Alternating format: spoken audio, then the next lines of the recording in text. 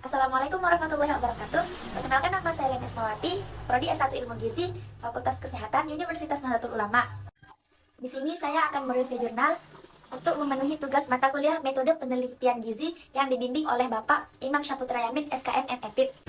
Adapun judul jurnal yang saya ambil adalah penambahan sari kurma terhadap kadar hemoglobin ibu hamil anemia di klinik Vista Nanda tahun 2020.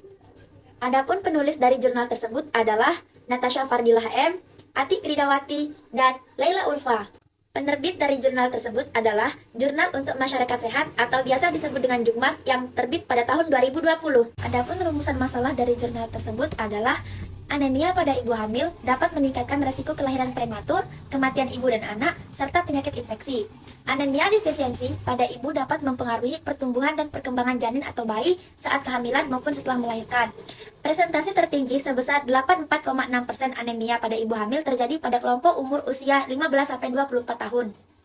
Desain penelitian yang digunakan pada jurnal tersebut adalah quasi-eksperimental dengan desain non-randomized control group, pre-test and post-test.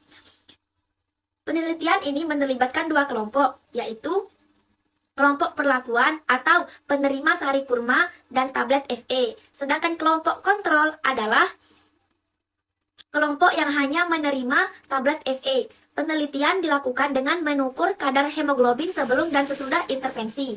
Metode dalam jurnal tersebut adalah penelitian ini menggunakan desain quasi-eksperimental dengan non-randomized control group, pre-test and post-test design, yang mana target populasi penelitian ini adalah ibu hamil yang mengalami anemia dengan total responden sebanyak 20, yang mana masing-masing grup ini terdiri dari 10 orang. Teknik pengambilan sampling menggunakan teknik purposive sampling. Kemudian pengukuran kadar HB dilakukan secara 2 kali, yaitu sebelum intervensi atau pre-test dan sebelum dan sesudah intervensi atau post-test. Kemudian alat ukur kadar hemoglobin menggunakan alat ukur digital atau EasyTouch. Variabel yang digunakan dalam jurnal tersebut ada 3. Yang pertama variabel independen, yang kedua variabel dependen, dan yang ketiga adalah variabel kontrol. Di mana variabel independen ini adalah pemberian atau penambahan sari kurma kepada kelompok perlakuan dan pemberian tablet FE kepada kedua kelompok. Variabel dependen adalah kadar HB atau hemoglobin ibu hamil yang diukur sebelum dan sesudah intervensi.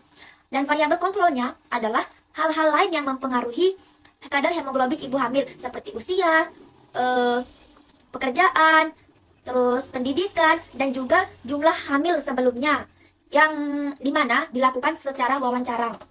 Jadi, dari penelitian tersebut dapat disimpulkan bahwa penambahan sari kurma dan pemberian tablet FE dapat meningkatkan kadar hemoglobin lebih besar daripada hanya mengonsumsi tablet FE saja. Ada beberapa kesenjangan atau gap dalam jurnal tersebut, antara lain keterbatasan sampel yang hanya melibatkan 20 responden yang mungkin tidak cukup banyak untuk mewakili ibu hamil secara keseluruhan. Kemudian yang kedua ada menggunakan desain non-randomized yang mana mungkin dapat menyebabkan bias atau kesalahan dalam pemilihan responden. Dan yang ketiga ada durasi intervensi yang hanya dilakukan selama 10 hari, yang mungkin tidak cukup lama untuk melihat jangka panjang dari pemberian sari kurma dan tablet FE untuk kadar hemoglobin. Kesenjangan selanjutnya adalah variabel yang tidak digunakan. Meskipun peneliti sudah mempertimbangkan beberapa variabel kontrol seperti usia, pendidikan, dan juga pekerjaan, namun masih banyak lagi faktor yang menyebabkan kadar hemoglobin seperti faktor genetik, pola makan, dan juga status kesehatan. Dan kesenjangan terakhir adalah keterbatasan dalam pengukuran kadar hemoglobin yang hanya menggunakan alat ukur digital atau EasyTouch yang mungkin memiliki keterbatasan akurasi dibandingkan dengan metode laboratorium standar. Hal ini dapat mempengaruhi keabsahan atau kebenaran dari data yang diperoleh. Okay, maybe that's all from me. I do apologize if I have mistake. And the last I say, Assalamualaikum warahmatullahi wabarakatuh. Terima kasih.